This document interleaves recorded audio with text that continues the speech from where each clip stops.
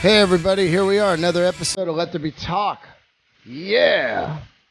It's early today, it's on Monday, came out Monday. I'm so excited about this episode. I actually wanted to put it out last week right after I did it. But there's like podcast etiquette. That's what happens. Like you want to just, sometimes you have a great episode, you just want to drop it, but people subscribe, they expect it on a certain day. If it doesn't come out on that day, they email you like, hey, where the fuck's this or that? Which is a nice problem to have because that means people are listening. But this episode, my guest today is Cedric Bixler. If you don't know who that is, he's the singer in At the Drive-In and also the Mars Volta. And now he has a brand new band. And if anybody knows anything about Mars Volta, he had announced that he is no longer in Mars Volta, or Mars Volta disbanded. Just out of nowhere, I guess. I mean, that stuff happens if you play in a band, which is a bummer. But this guy's incredible. I felt like he was over here at the house, and I felt like he was like a soulmate, man. Like, everything I talked to him about, I was like, this guy's like a twin brother. I loved him. He's just into great shit. His music's incredible. He's a killer singer. I love everything about him. The guy's the real deal. Absolutely the real deal. So you're going to love this episode. And then check out the music after you're done. Check out his music if you never heard it. The Mars Volta or At the Drive-In. I know most of you guys know who it is because if you listen to this show, you're probably into good music. So sit back, get ready for that. Before I do that, just a couple show things coming up. This Wednesday night, no, I'm sorry, it's Thursday, at the Comedy Store is what they call the Names Night. And it's where they paint your name on the wall when you're passed. And last year I was passed, so they do it every year on Mitzi Shore's birthday. And that will be on Thursday night at 10 o'clock. I believe it's free to get in. And come down. It's a special night for me, man. My name's going to get painted on the wall. And this is the fucking coolest thing for me, you know. So if you're in LA, come down to the Names Night. If not, I hope to be doing a podcast from the Names Night with the people that were passed the same year as me. I know Willie Hunter is going to be there. I think Ron Functions, and some other, I think there's like 6 people. I can't remember them all right now because I just got off my motorcycle and it's 7,000 degrees outside. So that's this Thursday night. Come down to the Comedy Store in Hollywood. And then also, I just got this, which is really cool. I'm going to be at the Cabo Comedy Festival. Cabo San Lucas is my favorite place on earth besides Hollywood and New York. So it's pretty damn cool to be playing a comedy festival there. This is the first year. It's October 2nd through the 6th. It's going to be insane. There's some great people there.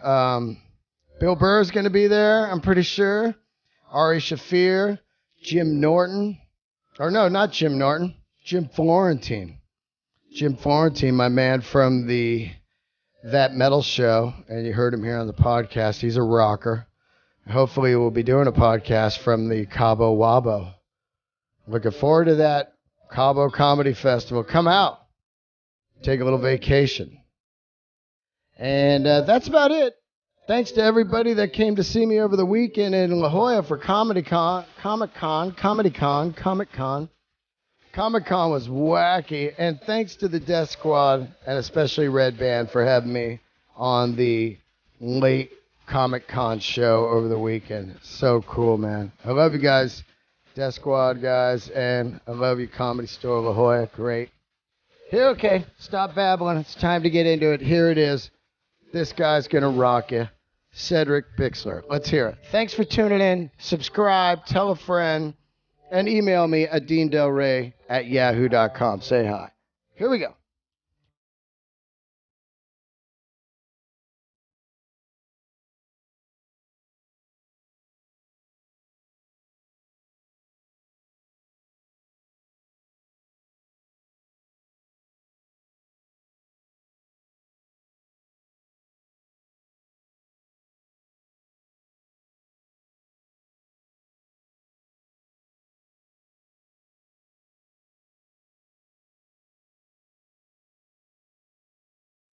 All right, here we are. Great episode today. Yay! We haven't even started yet, but I know it's going to be good. Cedric Bixler-Zavala. Zavala. Yeah. Cedric Bixler-Zavala. Zavala. I always thought it was just Cedric Bixler. Am I wrong? No, it is. I just started to like include, both family names as sort of like, it's the least I could do for both sides of my family, and I think it's my mom's last name, and I think they get stoked when I bring them up too, so it's like I have to pay tribute to both sides of the family because both sides of the family let me be myself as a kid, so they let me be in the backyard and make a stage and pretend I was in a rock band, so I have to, that's just like saying thank you, Let's get into this. First of all, if people are tuning in and don't know who you are, they probably wouldn't be tuning into the show because most people that listen to this show are into good shit. Thank God. You know what I mean? Lead singer at the Drive-In, Mars Volta. Yeah. Now you got your new band. Yeah. Now I got Savalas, which was funny because I didn't want to suggest even that as a name because I thought isn't that too much like Danzig? But then I'm always joking around about being Latin Danzig because of the way I dressed in high school. Yeah. And so our drummer, this guy Greg, who played with Devendra Bernhardt, was like, "No, I think it's a cool name. I think it invokes not just like a family name. It could mean so many things." So I said, "Okay, if you guys like it, let's call it that." And then, lo and behold, just like Smith, there was a lot of Savalas out there, Wow, so we had to add a Z at the end so we don't get popped. Oh, I gotcha. Copyright names. Yeah, because that does happen. Happened with Mars Volta, right? As we were coming up, there was some electronic duo that just did like bedroom recordings who were like, what's up? Pay us. Wow, and did you pay him? No, we just, we put a release out first, which is the way it goes, and didn't even look back at it. Yeah, because I owned the band named Warrant when I was a kid. My first band was called Warrant. And my mom was like, you better copyright that. I don't even know how she even knew about that. This is a great story, right? And then we're just playing in San Fran. We start getting big, and I get a call one day. This guy, this is Peter Fuckhead from record company. And we want to buy the name for $250 from him. And I was like, no. And over a period of like 3 months, it got up to, I think it was $25,000 or something. And me and a guy split it. Nice. And I met about 3 years ago, I met Janie Lane at an airport in Vegas. He just sat by me, and it was so weird because he's dead now. But it's weird. He sat by me, and it was like, I sold the name Warrant to you guys. And he was like, fuck. I'm sitting next to you like 20 years later. Yeah. Yeah, is that fucking funny or what? That's rad. That's really cool. So I do understand the name thing. The name thing is so fucking hard, right? Mm-hmm. And then once in a while, a new band name will come and you'll go, what a great name those fuckers got. Yeah, totally. I mean, it's happened to everyone. The Strokes had to buy their name back. I mean, it's just it happens left and right, Well, Mars Volta, that's from I read like Fellini influence. Yeah, it was just we were having this long dragged out band meeting about band names, and I remember at one point Omar suggested it should say some initial with the drawing of a skull in the middle, just as a joke. Yeah. It was just like you could tell people were getting annoyed by it in the band at the time, and then it just was putting together two things that looked great together in his eyes, and then it's sort of like it just rang nicely. And I think most things are like that in life. It doesn't even. I think it took on a meaning as we went along. So absolutely, yeah. Now we're jumping forward, but I think the way I discovered you, which, by the way, you're one of my favorite singers. Oh, thank you. One of the main reasons is you're just fucking outlaw on stage. and that's no joke. Like, the first time I discovered you guys, I remember I was living in San Francisco, and I came home, and I turned on David Letterman, and it was one of the most potent performances I've ever fucking seen. Thanks. At the Drive-In. Mm-hmm. One Arm Scissors you guys were playing, right? Yeah. And I was like, what the fuck is this? It was MC5, but it was so powerful. I don't think I've seen something on TV that powerful without looking ridiculous. This looks so authentic. Like, oh my God, at any point, Letterman's going to die. Yeah. He's just going to fall over. He was he said after we played, "Don't quit your day jobs, gentlemen," and I was so bummed because I know he's like, and not that I'm comparing us to Captain Beefheart, but he loves Captain Beefheart, and you have Captain Beefheart on Letterman. That's so left field. Yeah. You know, and I just thought, really? You're going to, like, diss us like that? You know, like, we're young kids. We're coming up, and here we are playing your show. And that made it better, though. Yeah, exactly. It showed. As soon as you shit on them, they go, yeah, this ain't for old people, you fuckhead. Yeah. That's what it sealed the deal for me. Like that full-on moment of, like, generational gap. Yeah. Of, like, this. That was so authentic, right? Because it was like when your dad says, your music sucks. Yeah. Back in my day. And then I'm starting to say that. Oh, me God. too. What a dick I feel like, right? Yep. I'm like, and then we used to walk both ways uphill in the snow, you know? Yeah. But yeah, Sheila E. was on that show when we played. She was with the band, and she came backstage and said hi, and I froze up, you know, because I really wanted to rap about the little that I did know about salsa music with her, because she comes from that. Right, her dad. Yeah, and you know, for me growing up watching Sheila E., she's this beautiful exotic woman. Yeah. She's on the show, and she comes and says, "Hey, that was great." And I was like, ugh, that was success for me. It was beyond great, though. Thank you. mean, and then I saw you guys at the Great American Music Hall in San Fran, Mm-hmm. and that was it. I was just kind of like, this is fucking great, and then it was thank gone. you. Yeah, it was gone. It was. It had been around for a while. Just that the big notable part was. Yeah, I didn't see. I came late. Yeah. Which is really strange, because San Fran, one thing I love about San Francisco is most of the jukeboxes in the bars are loaded with the coolest shit. Mm-hmm. And I think that, you know, that's how I found Nick Cave. Awesome. Like growing up, you know, like I'd be drinking in a bar all fucked up and, do you love me? Yeah. What is that? Yeah. and I thank San Fran, but I missed at the drive-in until I saw the performance and saw you guys at the music hall. I don't even know if it's vice versa or whatever, because it's so long ago. Right. And then it turns out that my friend Ross Robinson did the record. Yeah. And then I'm like, whoa, because, you know, he was doing music. I would always clown him on stuff he'd do, you know? Yeah. And then he does this epic record, which to me is probably one of the best records in the last 20 years. Thank you. Know? Thank you very much. And so it's great. I'm just confused because it's so good. You know what I mean? Thank you. Once in a while, a record comes on like that. Like, what records do you like where you just go, this is the greatest? Wow.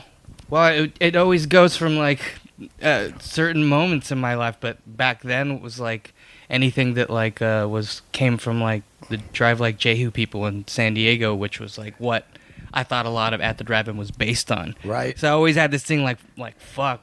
You know, like, well, there's a part of me that was like, man, we're getting more notoriety than the people that actually really invented that shit. Oh, that's kind of a weird feeling. Yeah, right? because I mean, right after Letterman, I went to go watch the Hot Snakes play, which was people from Drive Like Jehu, and like there they are playing this tiny club, and I'm like, there was a part of me, honestly, that's like, you should be on Letterman, not me. But what separated us from them is that we really had this kind of live show, and they did too, and they wrote, and they're the originals, but that's what got us where we went. What was that inspired by? Like the Who, or like it feels like the Who, kind of like whoa. Right. Well, I adore Moon. You know, yeah, hell yeah. It's like when I play drums, I used to do that all the time. I used to get rid of my hi-hats and just emulate him. I just use pure cymbals, and I would sit the way he did, and I would try to twirl and be Keith Moon, and maybe I try to translate that live. But I think, moreover, I'm coming from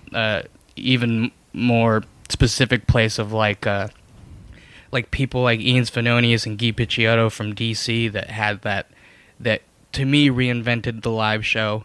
And then it would inspire me, and then I would try to do it my own way. And of course, a lot of people, as I'm coming up, would always be like, you're just doing that. You're just doing that. Yeah. But I try to do it my own way, and I think we did it our own way, and you know, our music kind of made it our own thing sometimes. So. Well, a lot of times too, I talked to people. I had Mark Maron on last week. Things are good in that way also, because if somebody says they're just doing that, you go and find that, and you like them both. Like when I saw this guy, he sounded just like Otis Redding, and I said, "Man, this guy's incredible." And the guy goes, "He's just fucking doing Otis Redding." Yeah. And I went and bought Otis Redding. I was like, "Oh my god!" Yeah. Thank you to that dude that night. You know what I mean? Yeah. Totally. I don't hate either one. Right. I'm like, all right, thanks. But It is true. I mean, like, I grew up in San Fran. There was a heavy punk scene. I was more into the speed metal, Metallica, Exodus, but I did like punk. But I was a Devo guy. Awesome. I've talked about it on the show a bunch. Dead Kennedys, Holiday in Cambodia. Yeah. I love The Clash. But I do like the energy from At the Drive-In. It reminded me of the first time seeing AC/DC. Cool. Just like as far as like, whoa, yeah, I get power. I'm not talking about the same style or anything, but I'm talking about, whoa, this shit's coming off the stage. Yeah. Not just the volume, but the vibe. Right, yeah. And also you guys had a look, too. You had the clothes, you had moves. Your moves were like insane James Brown. I was trying to pull a little bit from him because I grew up with breakdancing, so fuck yeah. I try to kind of incorporate that. I mean, I think I had a lot of years where I would always sort of like, my go-to move was like a backspin or something, and people would laugh, and I think it got really old fast. But then, I mean, stuff like James Brown, I mean, it's Iggy. That for sure. My first band in high school, we played in front of the monkeys at the zoo. Wow. And it was our guitar club benefit, and I just like the Misfits, but my bandmates were like, "You're gonna learn Now I Want to Be Your Dog, even if you don't know it." And I was like, okay, I don't know what this is, and I learned it, and there I am with my 1980s long bangs, singing Now I Want to Be Your Dog, just standing there, my parents and all the parents watching, yay, in front of the... funny you said that, because I had Marin on last week, and I said, I still don't get Stooges. I do. But in the last week, I was like, yeah, maybe I'm starting to like this. Over the years, though, Casey Chaos from Amen, he and I are close, and he's a huge Iggy fan. He's been trying to get me into Iggy, and it's so funny. I said, I think the reason I don't like Iggy is every time I saw a band, they would cover "I Want to Be Your Dog," you just said that. Yep, that was the go-to cover. It is, right? I want to be your dog. And then later, someone, a friend of mine gave me "Search and Destroy." And, it was back then they hadn't fixed the mix of it, and it was a total product of cocaine. It's a really awful mix, super high end, but the songs are just amazing, and it just was so great. And that must have been like 1993 for me. Yeah. And so I was really listening to a lot of Search and Destroy by that band, and then so Casey is who drove up Iggy when we were making Relationship, and that's how Ross brought him into the, Ross was going to record with them, and he said, if you want to work with me, you have to sing on this At the Drive-In record. And so we were like, yes, do that. And he showed up, and I was always a fan of his sort of narration. He does amazing narration. And I'm like, there's that White Zombie song you're on where you do that whole intro, I love that. Not a lot of people know that that's him. Yeah. And then, he was like, okay, perfect. But then that didn't even take shape in the song. But we got him to do like a fake ransom note phone call, and he utilized that, because I think at the time he said, I really want to be able to do narration for like Wild, Mutual of Omaha's Wild Kingdom, and so that's how like Mother Leopard came up in the phone call, because that was his way of like doing a ransom phone call, and it was great. What was it like doing that record? You guys did it at Indigo Ranch in Malibu, which was famous. Ross would work there all the time, but they had these old vintage amps and this incredible room, and it was this sick vibe in Malibu. Yeah. Malibu of just like guys doing drugs and playing rock. Yeah. And like Let Love Rule. That was one of the main things that really got me excited about it. I played music, and if you played music, you were like, that record really brought everybody back to like, whoa, this sounds great. Mm-hmm. Like fucking real instruments right there. 4-track shit, like old Beatles. Yep, exactly. I listened to that a lot in high school. So it's like a lot of old Lenny Kravitz and a lot of Black Crowes growing up, which we were talking about earlier when I got here. Unbelievable. I love that you love the Black Crowes. Yeah, I mean, because I love Humble Pie, and I love Steve Marriott, and so that to me, Black Crowes is this perfect own version of like Grateful Dead, Steve Marriott, Humble Pie kind of stuff, and I love that blue-eyed soul, raspy kind of. Yeah, me too. You ever get into Frankie Miller? No. Oh, God, I'm going to hit you with that before you leave. Right on, cool. Frankie Miller is basically, I've talked about it before on the show, is basically the guy everybody ripped off. Steve Marriott, Rod Stewart. Oh, okay. So he's kind of like the Terry Reid. That's right. That's right. He is. And then you hear him and you go, oh. Oh, wow. Rad. Man, these fuckers, Yeah. they just walked right over him into fame. And I tell you what, his voice is killer. Awesome. He looks like a nasty-looking Bon Scott. He did some drinking and some rocking. You know what I mean? Awesome. He's got a song I love called Brickyard Blues, and it's on the High Life record if anybody wants to find that shit, but it's incredible. He's got that, give me some nickels, give me some dough. You know, he's got it, and you're going like, whoa. Yeah. I mean, I'm not even doing him right, but, you know, it's that rock. blue-eyed soul rasp. That's it, man. That's it. Yeah, I love that shit. Now, yeah, me too, right? Yeah. Like Black Crowes, I'm not so much into the first record.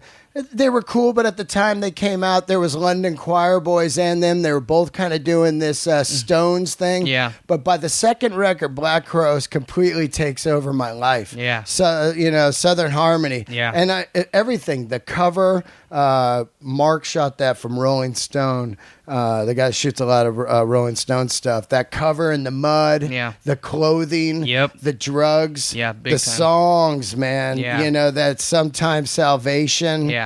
We're talking about that with Sophia Coppola in the video. Yeah. And I love March Me Down to the Seven Seas. Yeah. How great is that, man? Love that. It's like it was our chance to get some faces, you know, some like just that whole faces vibe with. You're right. But it was their own thing. And for me, like I was at the time, I was like so into just punk rock stuff and like particularly like the Misfits and Sam Hain. That's right. And when that came out, like I literally started dressing like I was in the Black Crowes. Yeah. They played El Paso. Yeah. They played at this place called Abraham Chavez Theater, which is like, you know, it like Steve McQueen movies are filmed around there. And so the bass player's getting out of his bus. I'm running up there. I have this huge joint rolled for him. I'm like, dude. And he runs into his bus. And I'm like, oh, I just want it. And I'm like, I'm so glad it didn't happen because El Paso probably at the time had the shittiest weed.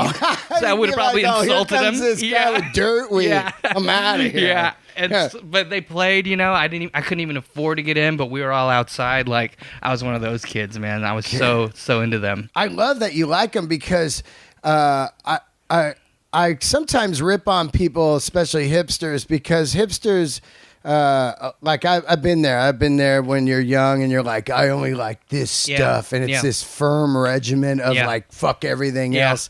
And then later on, you realize, oh, wow, there's some great, all kinds of good shit. Yeah. And that's amazing because somebody right now is going to be listening to that going, I can't believe he likes the Black Crowes. Yeah, totally. Which is great. So there you go. And that's weird, too, when you get into that. Did you hide it? Because I was way into Purple Rain, and I didn't talk about it because Metallica was the Bible. Well, for me, I was always around these older kids that I played with, and they were always talking about just being fearless as about what you liked and how that was punk rock. That's fucking sick. You know? Right so there. you could actually like anything from at the time, which was really uncool.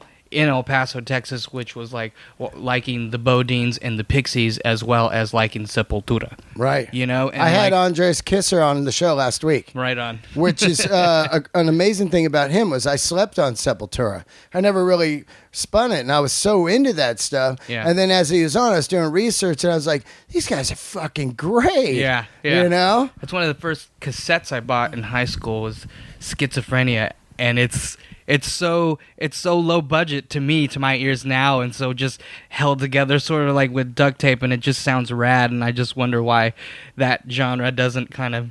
Well, some people in that genre go back, you know, and sort of take cues from like Pentagram and stuff like that, and kind of go back there and almost have that for lack of better description, sort of vintage doom stoner stuff, which I love when metal takes that direction more than I do. Me too, Caius, stuff like that. Yeah, totally. Yeah, where it's like metal, but it's not like, you know, like I'm not a fan of Cookie Monster vocals much. No, me yeah, and of course you aren't either because you're a singer. I'm a singer too.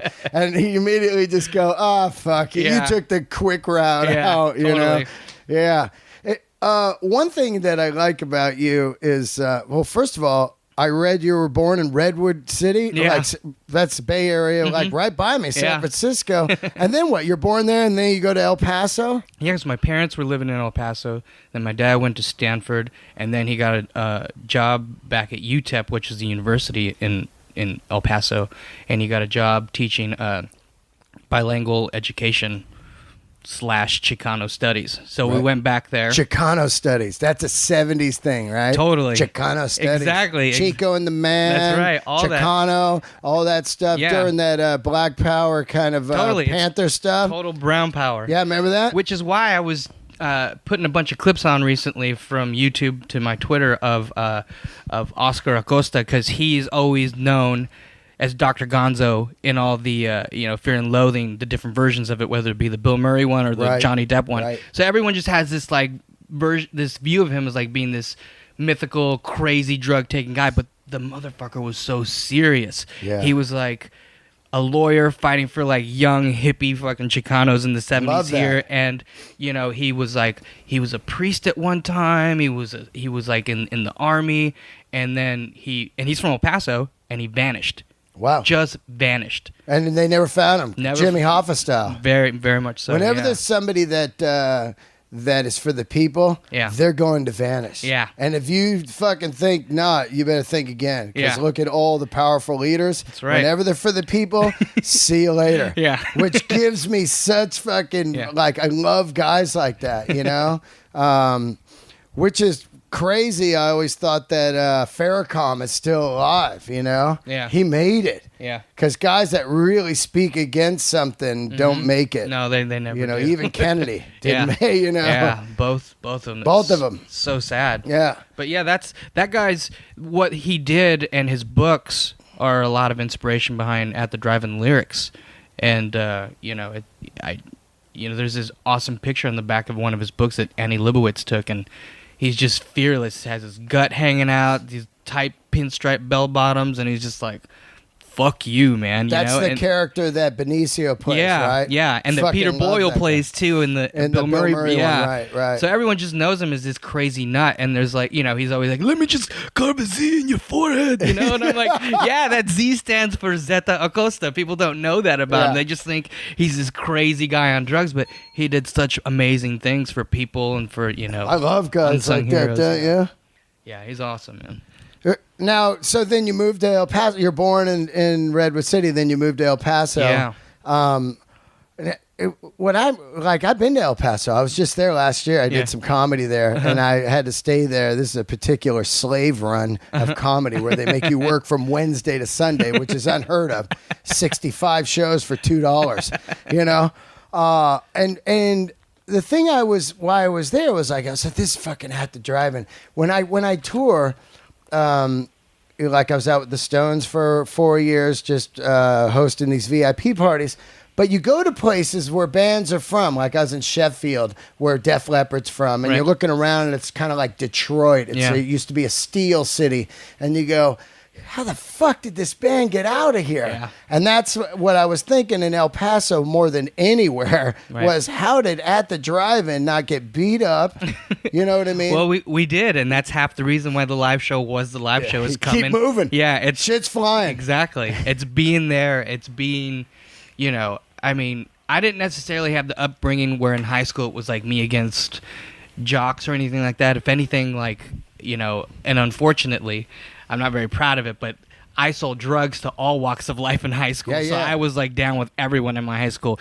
The people I wasn't down with that were against me were the cheros, the rancheros. Those are the really rich kids whose family came from Juarez, who were really off and who were narco money. Right. Those motherfuckers had no clue what Juarez, we were. Juarez farmer money? Not farmer money, like Juarez cartel money. Oh, cartel. Oh, yeah. Even back then. Yeah. Oh, because now it's been going on for. Because I want to get on it and get into that. Yeah, it's been going on. So those guys were just like, what is wrong with you? You need to look sharp. You need because I even saw recently they're wearing these fucked up pointy boots. Yeah. Have you seen those? Yeah. Where the boots are not pointy like cowboy.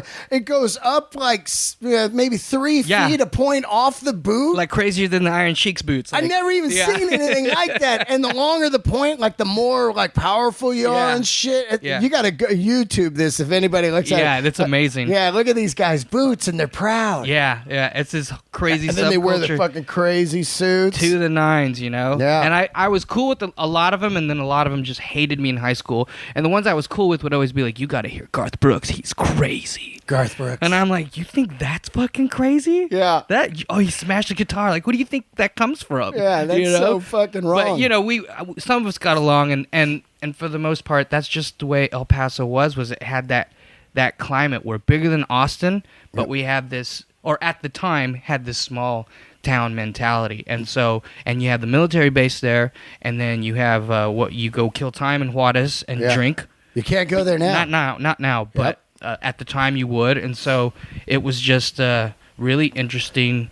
You know, it gives you a lot of character, and it makes you appreciate the fact that you don't have what East Coast or West Coast has. You have a pure desert Southwest. I mean, it's a place unto itself. A border town like that is why people like Johnny Depp and Terry Gilliam go there to go party and have fun. Yeah. And they don't tell anybody about it. Yeah, yeah. You know what I mean? Because it's Wild West. Right, that's right. It's Warren Oates on PCP. Warren Oates is dope, right? Yeah, Love him on Two-Lane Blacktop. Yes. Every time he picks up a hitchhiker, he's making up a story. I'm out here testing cars for Plymouth. He's so lonely in that movie. Oh He my just God, wants a friend. It's such an amazing My movie. favorite part is when he picks up that what's his name's the hitchhiker, the Harry Dean Stanton. Harry Dean Stanton, Yes. and he rubs his leg. He's all, you ever been with a man? He's like, get out. Get out.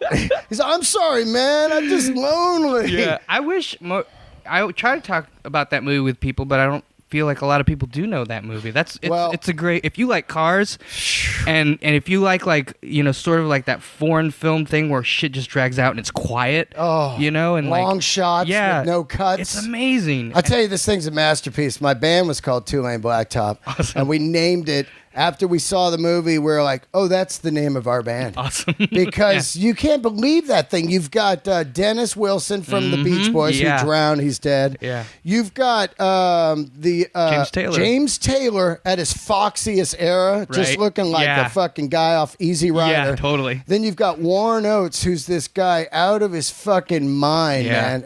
And it's basically, these guys have a car and they're going around America just racing people for money and just hanging out and getting pussy. Yeah, and their Chevy is super tricked out for it. It's the body is so thin that you can pull out. Remember, he can just pull out the trunk and it wobbles when he pulls the trunk off. That's right. It's a sleeper ride. It looks like a piece of shit, but smokes all these guys. Yeah, all the time. And so meanwhile in the movie, Warren Oates is driving around in a Pontiac GTO Judge, yellow, incredible. And he hears of these guys, and he's looking for them to drag race these fuckers. It's incredible, right? Yeah, and they keep swapping this hitchhiker girl. That's right. Back and forth with each other. Yeah, and she's pretty amazing. She's about 13. Yeah, and she's amazing. I think, I was watching like the extras on that. That's an amazing story too. She nails the part too. You know, she's kind of obnoxious. She's kind of adorable. You're just like, it's just rad. The whole movie is really rad, and it's a perfect movie to go see in the, like, if they like at the New Beverly or something. If they play it there, that's right. I would suggest go see it on a big screen. But it's so great. It is great, man. Yeah. And you know, that's a lot of reason why I think that I love you so much is because I could tell you're into good shit. You're like, when you meet people into good shit, like, we could talk. This could be 5 fucking episodes. You know what I mean? And I was just on Pete Holmes' podcast. I don't know if you know who Pete Holmes is. He's a comedian, and I talked to him about it. I have a hard problem, and I know it's my problem of, I can't deal with people that aren't into good shit. No one has an excuse if you have the internet. I just really feel like people are lazy like that, you know? People have this sort of like, I just feel people need to nerd out more about stuff, because if you nerd out about stuff, and not just like corny pop culture stuff. I mean, not like Star Wars and stuff. I mean, you could go from We're talking about art. Any art. I mean, even Tesla as the guy that invented everything that makes us communicate electronically. If you just nerd out on shit, that's kind of half the education. Yeah, like you and I are sitting here right here, and then we talk about At the Drive-In. I didn't know you seen it. Two-Lane Blacktop. Two-Lane Blacktop. Yeah. I didn't know you seen it, and you didn't know I seen it. Yeah. And all of a sudden, oh, whoa, we've got a bond. Yeah. Now I already know we can go anywhere. Yeah. You know what I mean? And that's the magic. And it's weird. I think that people are... it's got to do a lot with the reality TV shit. People are into shit, man. Yeah, they are. You know, when I heard At the Drive-In and I would tell people, I go, man, you heard this fucking band? Yeah. Nah. Well, I'm telling you, you like other stuff I tell you about, right? Like, fucking listen to this. Yeah.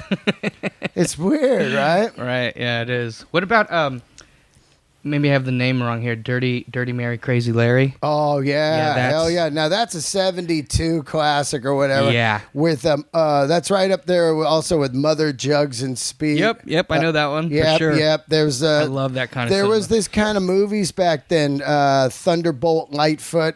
Okay, that's my Juliette Lewis. That's her dad. Love her. Yeah, she's like my favorite. Yeah, that's her dad. So and Juliet's brother Lightfield is we geek out about all this kind of shit all the time, and he was always telling me, "Go." That's one of my dad's favorite movies. Go see that one. I mean, we rap out about John Carpenter flicks all the time, but then we talk about that shit and Clint Eastwood and Juliette Lewis's dad. That movie is incredible, and it's Jeff Bridges in that movie. That's right. Yeah, that's an incredible movie. Insane, dude. Yeah. They've got that big gun. They're going to rob fucking... Oh, my God, man. These movies in the 70s, which is cool, like your band name, At the Drive-In. I love the fucking band name because I would go to the drive-in as a kid with my mom and a double feature, and I would see these incredible movies, Death Race 2000. Yeah, those are great. Rollerball. Yeah. All of this James Caan. Fuck yeah. Crazy shit that really sticks with you, you know? I just can't get enough of all that yeah, you're stuff. 38. Uh-huh. I'm 47, which is even cool that you fucking know that stuff because it's 10 years back. But I was soaking it in, I soaked a lot of that stuff in. Where were you getting that shit in El Paso? Because I didn't feel any culture there except for the like Spanish, like, Juarez culture. Right. Like, where the fuck you finding that? It's who I hung out with. Like, for me being that young, I always wanted to grow up fast and be a teenager fast. Yeah. And everyone I hung out with, I just looked at the guy who had feathered hair with the comb sticking out of the back of his pocket with, like, a cool rock shirt, and I'm like, I'm gonna hang out with you. And they'd be like, oh, get away, but then I just soak everything up from them. And, any concert that came through town, I wanted to go, but my dad wouldn't let me go. Yeah. And that's was he strict? Well, yeah, he was strict because he knew the road it could go, And I'm glad he did that because I didn't take that road till well after high school, Right. But that's how punk rock became accessible to me because there wasn't this age limit, and like my first concert was at a ditch where was a skating demo that happened, and this band called Uglor played, and I'm selling hot dogs for the local skate shop, and this band Uglor comes up to play, and they plug in their generator, and one of them has shot the other member, so the lead guitarist is in a wheelchair. They've super glued their dreadlocks to their head, and I'm just like soaking it in, like that's for pop real? culture. Yeah, they were called super glued dreadlocks. Yeah, on the head? they were called Uglor, and someone sent me the actual footage of me at my first concert. Wow. Yeah, and it's great because I'm trying to slam dance, and Uglor's playing, and they were just brutal. Thrash metal kind of punk rock stuff back then, and I just, as a kid, was like, that's what I want to do. I mean, before Kiss kind of, like, told me that's what I want to do, because I watched, Kiss Meets the Phantom of the Amusement Park. Yeah. And that just, my dad was there with me, and he could see it. Like, he's like, oh, fuck. There's no steering him away from that now. Yeah. Kiss is the fucking door for all kids. It's a gateway drug. It is. Kiss is the gateway drug, right? Like, if you didn't like Kiss, you don't like music. Because I don't listen to Kiss at all now. Yeah. Recently, somebody asked me what my favorite Kiss was, and I said Creatures of the Night. Because it's the only one that stands up to me now, because at least it sounds kind of metal. Right. Mine is Hard Luck Woman, because it's Peter Criss singing, and it sounds country. Yeah, so I'm right. like, that's fucking awesome. Garth Brooks could cover that right now. They did. Oh, they did? They did it on Letterman. Oh, wow. Garth Brooks sang, and they backed him. Oh, wow. And I'm like, shit? this doesn't sound so far off. It was good. Remember when Garth Brooks played that fake guy? Yeah. What was that called? Chris Gaines or something like that? Yeah. Chris Gaines, who turned into Chris Angel later. And now he does magic. That's exactly what happened. That's what happened. People don't know that. I'm sorry to let that secret out. But Chris Gaines became Chris Angel. That's right. And he's fucking. I think it's rad he did that. I mean, coming from country music, for that to happen. Listen, man, I don't trip on anything. Like at times you go like, oh, fuck that, and then like I hated Springsteen growing up. Now he's like one of my favorites. Same here. Shit just comes around. Same here. I got turned on to Nebraska a couple years ago, and it just hit. Yeah. It's like, oh, I get it now. And then I'd watch documentaries and, it makes sense. You guys so real. Yeah. That's one thing about you guys. So real. How do now, there's so many questions I want to ask you. But so you get into drug dealing out there. What were you dealing? Heroin, coke? Cocaine, yeah. What, did they have good coke in El Paso? Yeah, that's why it was called that Killer Texas Cocaine. Is that right? Oh, yeah. Back then, this is like 1990, 91. Right. And I was hanging out with a bunch Scarface era. Right. And I was hanging out with a punk rock gang. There was a gang in El Paso called Northeast Death Squad, and it was based off of Los Angeles Death Squad, which is everyone that looks like they're into the Misfits is in a punk gang. I didn't even know there was a Death Squad. One of my favorite podcasts is the Death Squad, which is Joe Rogan and all those guys. Right. I didn't know that there was an actual gang. There's a gang in Los Angeles called that. They're still around? No, I don't think so. Right. But that's Neds, as they were affectionately called. They were, the gang, and I was just like in awe of it. And they had a band that was called Three Blind Bats, and so that's how I got in with those people. And then I eventually started selling drugs. They were like, here, go sell this and make money. Yeah, and I would do it. I'd do it at high school, and I'd go up. I'd deal to the gangsters, to the soccer team. Quarter grams, half grams, 8 balls. Yeah, what are you selling? that kind of stuff. That kind of stuff. Yeah. All my friends dealt, and I snorted gallons of coke. I probably snorted some coke you sold. Yeah, I don't even know.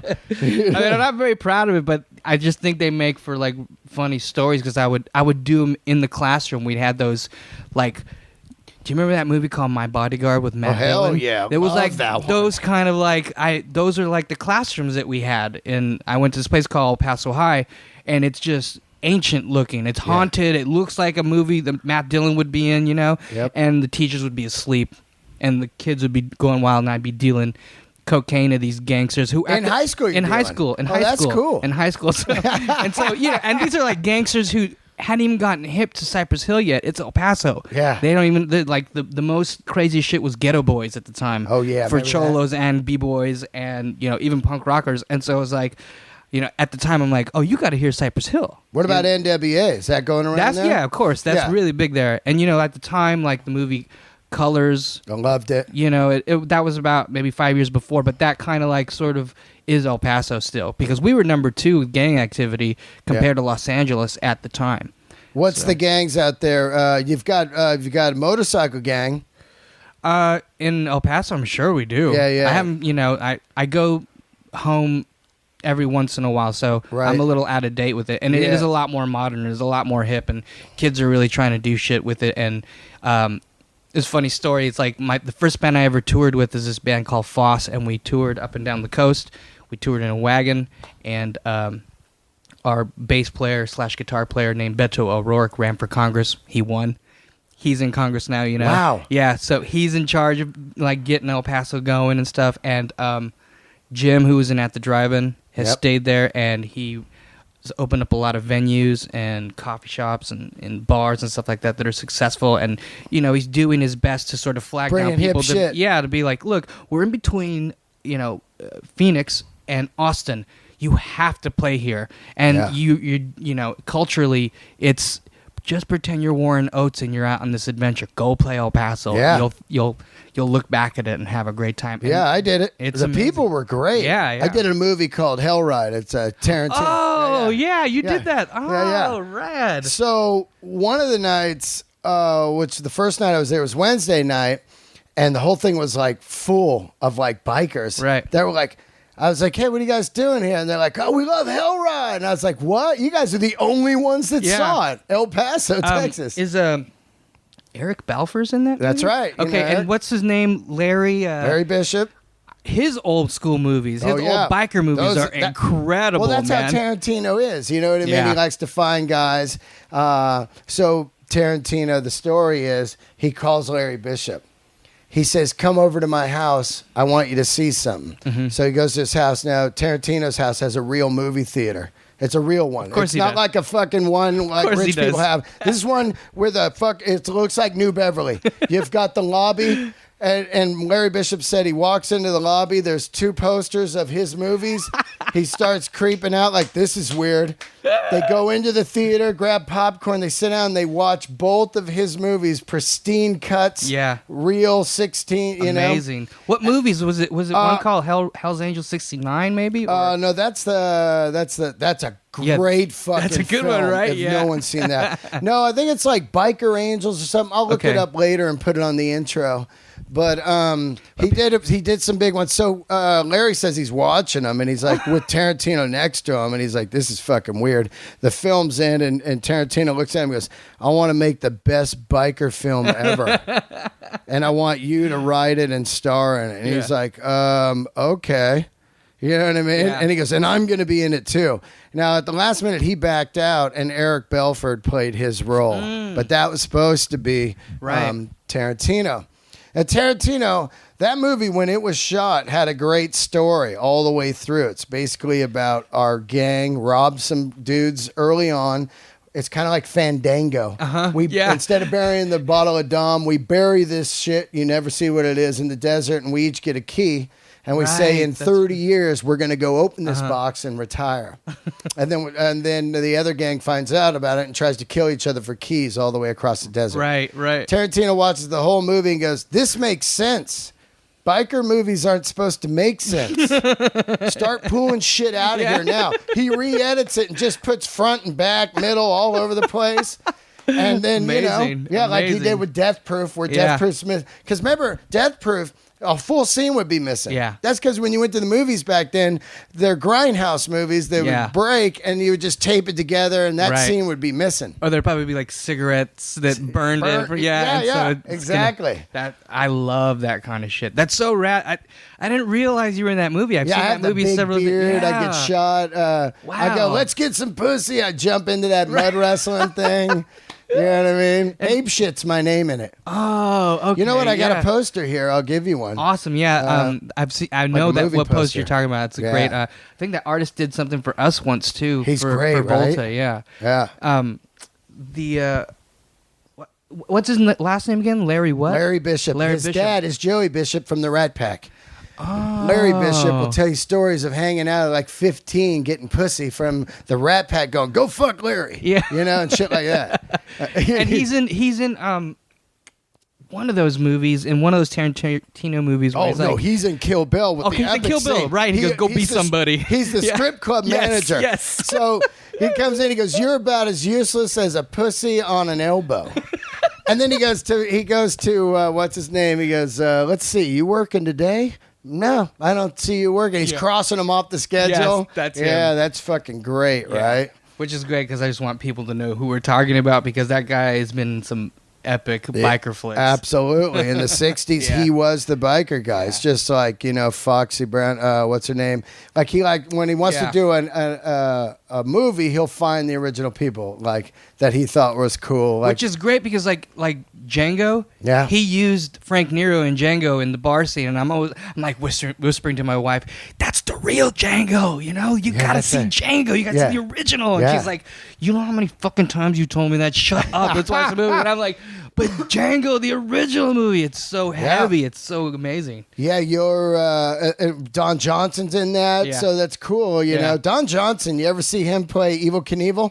No, he did it back in the day, man. He did an Evel Knievel movie. He's evil. He's awesome. That's rad, because I was showing my wife an episode of Kung Fu where Don Johnson plays an Indian. How great! Yeah, and back then, man, they were just racist. They didn't use Indians. That's why you ever hear Public Enemy, motherfuck him and John Wayne. Yeah, totally. Elvis was a racist. Right. Totally. Public Enemy, John Wayne. I heard that no blacks or Indians or anything. You paint your face. Yeah. That's the way it was back then. That's really unfortunate. Yeah, it's crazy, right? I grew up in San Fran. Who cares about race? I don't give a fuck, man. I love everyone, Right. People bring so much cool shit to the table. Yeah. You know, like my best friend was black. I learned about Earth, Wind, and Fire. Right. I was like, this is awesome. He learned about Highway to Hell. We bonded and we rode BMX bikes. Right. You know what I mean? That's what it brings to the table. Yeah, totally. Now, what do you have in El Paso? You have, do you have black out there? Did you have black growing up? Yeah. Then you have Mexican, white, and what else? Asian? Yeah, you had Asian. Just everything? Yeah, my first band had this. We had this kid named Duke Tron, who's from Vietnam. Right. You know, and Duke Tron. That was his name. That's a dope band name. That would be, right? Duke Tron, sick bass player. He had one of those like just obscene BC Rich looking basses, you know, like where a I'm like, warlock? dude, that thing looks like you could cut somebody with that fucking thing. He was awesome. He had come over from Vietnam because he was really good at fucking whooping ass, and he had hurt someone so bad Whoa. that he had to come over here. And of course, it was kind of fucked up over there at the time. So he made it over here. He's in my first band. I'm playing Guilty of Being White by Minor Threat for him, and he's joking around with me being like, I'm guilty of being yellow, you know? Wow. And I'm like, Yeah. you're so awesome. And and I see his... Could he do the nunchucks? No, but he was amazing. Like, he was just an amazing fighter. Like, I'm so glad he was in our band. Yeah. You know, and that's like my first band, and we were like we thought we were clever. We're going to call ourselves Distorted Silence. Distorted Silence. So, That sounds like those band names a big band's playing under. Like Mars Volta's playing tonight under Distorted Silence. Yeah. You know, like Blue Oyster Cult, Soft White Underbelly. Yeah. That'd be their side name. I mean, we really did have it all. It really is it's a strange place. What happened with Drive? And I know you got big, and all of a sudden I read a great quote from you. It was just like, I didn't want to be the punk rock hero. I want to do prog. I want to venture in all genres, which is amazing as an artist. And then you guys break up. And also I read there was some drugs. You guys were like flying on some drugs. Well, yeah, you know, it wasn't... I mean, there were times like that for sure. Like our whole last U.S. tour, there was a lot of drugs. We were with Murder City Devils. What were you guys doing? Coke, heroin? Well, see, it's such a fucked up story. It's like we go play El Paso, and I can't remember the kid's name. We had a really good friend, and he was in the middle of dying of cancer. Right. He has this huge sort of death stash. Jason is his name. Can't remember his last name. He trades most of his death stash for merch. He loves Murder City Devils. They're opening for us. We're on tour. So we have this obscene, like, drugstore cowboy pharmacy with us. Death stash. Yeah. I love that. Yeah. I love that fucking term. That's another good band name. Death stash. Because it could be a mustache, like Deadly Mustache, or it could be a stash of drugs. Right. So we have his stash. We have it with us, and, you know, I don't remember... You just bring it on the bus? We weren't even in a bus at the time. We were just in a van. Drive-In was in a van on the relationship? Yeah, still in the van there. We only did bus when we got to Europe, and I was still fighting it like, fuck this, you know. Because of punk rock? Sell out, yeah. God, that's till so amazing. Till you find your first bunk bed, and you're like, you know what? This is kind of kick-ass. Yeah. Now I'm at the point in my life where I'm like, I don't want to go back to I mean, if I have to, you got to I have a bus to. if you're a singer, because you need to sleep. Yeah, exactly. You know, But rest your voice. I mean, at that time, we were doing drugs in that tour. I don't remember one show, and I was just high out of my mind off of this guy's stash that between us and the Murder City Devils, we were doing every single day. And what were the drugs in there? Oh, we had everything from like time-release morphine to like, you know, Demerol and like Dilaudid, all that kind of stuff. Like cancer heavy. Exactly. That's why we called it. It's what he called it. Death stash, you know. And he pretty much gave it to us that night. And so I don't remember a lot. I mean, my nickname at the time was Prince Valium. Wow. So I don't remember. I mean, people were coming over from France to interview us at like 8 a.m. I don't know why we're doing interviews at 8 a.m. It's at the height of it. We do our tour, and, you know, the bands opening up for us are just, for me as a singer, they're whooping our ass because I don't even remember really giving it my all. Right. So then we get to Europe, and it's just this grueling schedule because, that's the time it's the most popular. Yep. You got to play every day. Yeah. So it's like that's, and all the newspapers are making us out to be bigger than I think we really are. And it just kind of like gets overwhelming after a while, and we'd had this idea of like, if we want to take time off, let's call a 6-month rule and then we'll regroup. And our last show was at this place called the Vera in Groningen in the Netherlands, and we're just kind of standing there. Yeah, it's not working. You just knew. So we all decided to go home. Let's take the 6-month rule. And long story short, we kept getting hassled about doing it, and so we just sort of like said, well, the record company machine fires up, right? Yeah, I mean, or the money machine. Yeah. Whoever can make money is like, you got to get out there. Yeah. And I understand, like in hindsight, I understand how it's like important to sort of be like, embrace it really, just because you'd work so hard to get there. All of a sudden you're going to be like, oh, like I'm not ready because all the extracurricular shit's taking over. That's right. That's what, that's the cliche. Yeah. And I mean, I just, at the time as well, artistically, I was getting burnt out. Like, people come and see you, they don't realize, you've got like 60 more days of doing that shit over and over and over. And these shows are high thrust of just your body, your voice. Did your voice ever get trashed? All the time. I wasn't, I really feel like the audience probably was bummed because like day after day I'd really have to rely on going off physically rather than singing. There's more moves. Yeah, and that was probably the hardest stuff to sing because I didn't train to sing at the drive-in stuff. I would just go for it. And, right. And that'll fuck you up. A lot of people don't know, man. When your voice goes, it feels like a couple 50-pound weights on your vocal cords. It's the weirdest feeling. It's like ghost weights, and then you're just like, ugh. Yeah. And you're just laying there going, this hurts. Mm-hmm. It's your amplifier. Yeah. There's no standby switch and warm it up like you. You can't just turn it up and go, all right, I'm good here. Yeah. And for everyone else in the band that did want to keep going, it just sucked for them.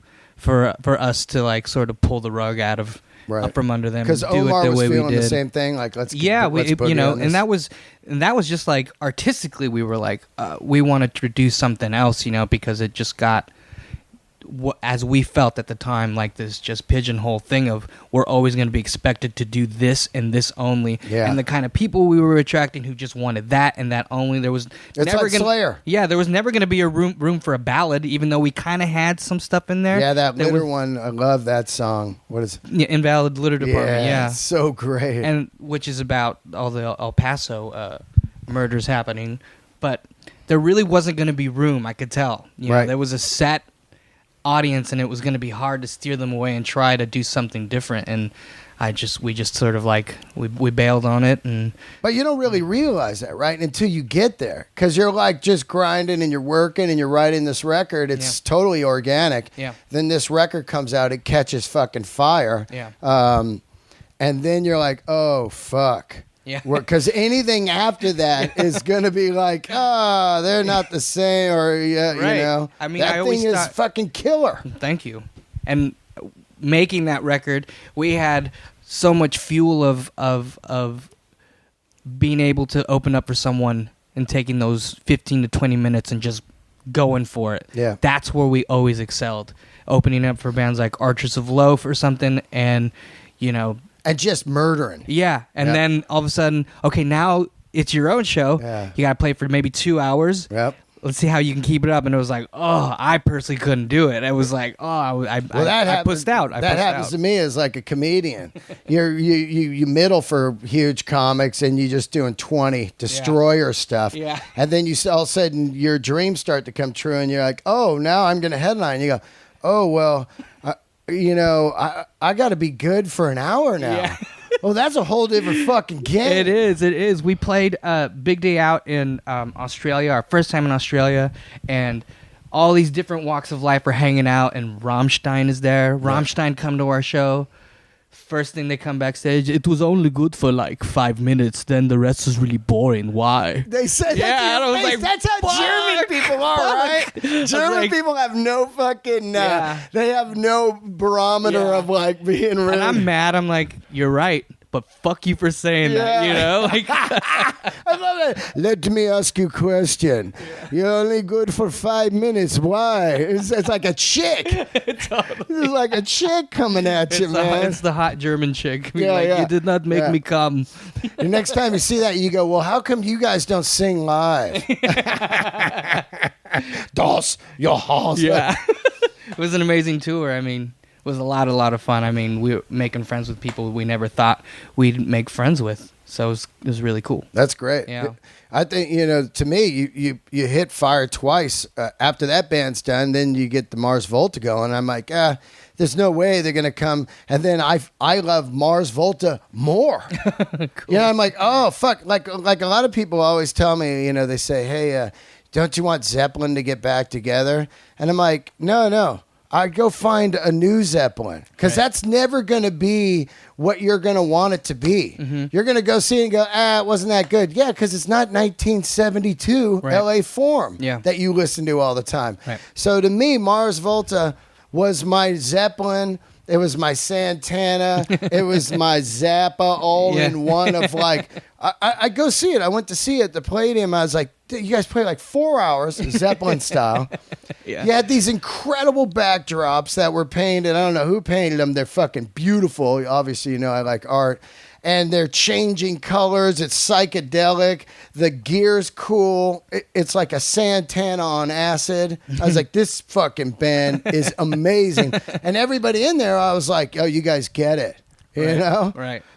Like that band is incredible. Well, we were fortunate to have the run we did and to I mean, honestly, going into that band, I was expecting a lot of people to hate it. Of course. It's and, totally the opposite. And then we just had this really amazing response from fans, and it became the very thing I wanted to happen when I was younger, which is I wanted to be part of a punk rock Grateful Dead. Oh, that's fucking cool. And that's pretty much what Volta started becoming, and yeah, because now that you tell me you like Black Crowes, I start to see some shades of that like Amorica tour where they're just stretching shit out, and of course that comes from the Dead. Yeah, I grew up in San Fran, the Bay Area, the whole Dead thing, and I was against the Dead. Yeah, and then all of a sudden one day it's like me too. Bruce Springsteen, right? Mm-hmm. The Dead is the anti-punk rock. It is. Like if you're punk rock and you like the Dead, you could get shanked for that. Right. Like when I went to my first Dead show, I saw the Dead. I didn't make it in. I got sidelined by the mini city outside of the show. Yeah, you know what I mean, which is cool. Yeah, and I saw tons and tons of punks there. Yeah, isn't that weird? So I'm like, wait, I thought it's not supposed to be like that. And it doesn't matter. It just doesn't fucking matter. To me, it was kind of like they would wink at you like, don't tell anyone. Yeah. You know what I mean? Yeah, it's or like, I'm here for the drugs, Yeah, that one. I'm just dealing. But, a lot of them knew the words. A lot of them knew that, like, when they were the Warlocks, how punk rock that was and how, punk rock they were back then. I mean, Jesus Christ, they played Altamont. Yeah. They're part of a lot of that shit, and for their history in and of itself. I mean, with my kids now, when I really need sort of like for them to chill out, I play a lot of like Dead for them. Yeah. And, which one? The Working Man's Dead? Yeah. I love Working Man's Dead, right? I play Direwolf for them. My wife's like, don't play that song because, don't murder me. Yeah. Like, it's so catchy and it's great. It's like country, vibe. And I love Working Man's Dead. Yeah, that's a good one. I even like Touch of Grey and shit. Yeah, that's those videos as a kid. I was like, what the fuck? They shot those at New George's in San Rafael, that Touch of Grey, or Hell in a Bucket, I think, or whatever. And I used to play that club all the time. I remember it was closed for like a week because their Dead was shooting. We were like, fuck those guys. Yeah. Closing the club,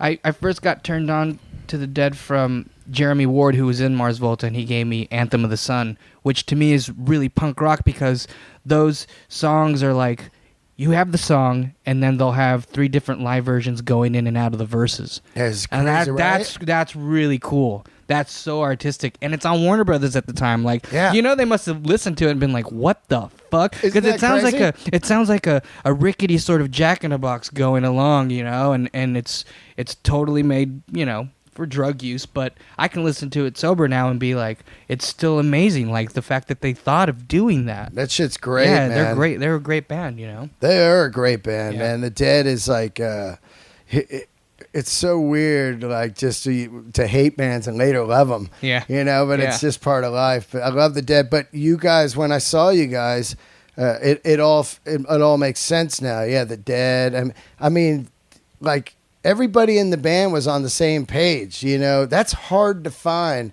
Like Ryan Adams on the Gold Tour. Yeah, right. You know, he really had this group of guys that were kind of recreating to me the Exile 72 tour.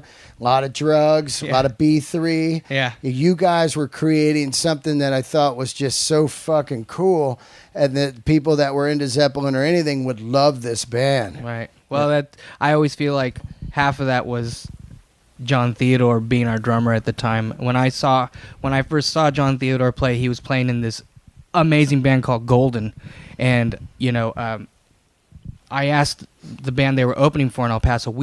Omar and I were opening for Golden as this dub project called De Facto. Oh yeah, I read about that. And so it's at an arcade that has punk shows, and so I'm like, so what does Golden sound like? They're like, it sounds like an African version of like Thin Lizzy. What? I go, what? Okay. So I start watching them, and they have these like ZZ Top moments, these Yes moments, and then Theodore rips a drum solo with his hands, Bonham style. Wow, love and it. I'm like, this dude has the closest sounding, you know, Bonham aesthetic, but it's his own still.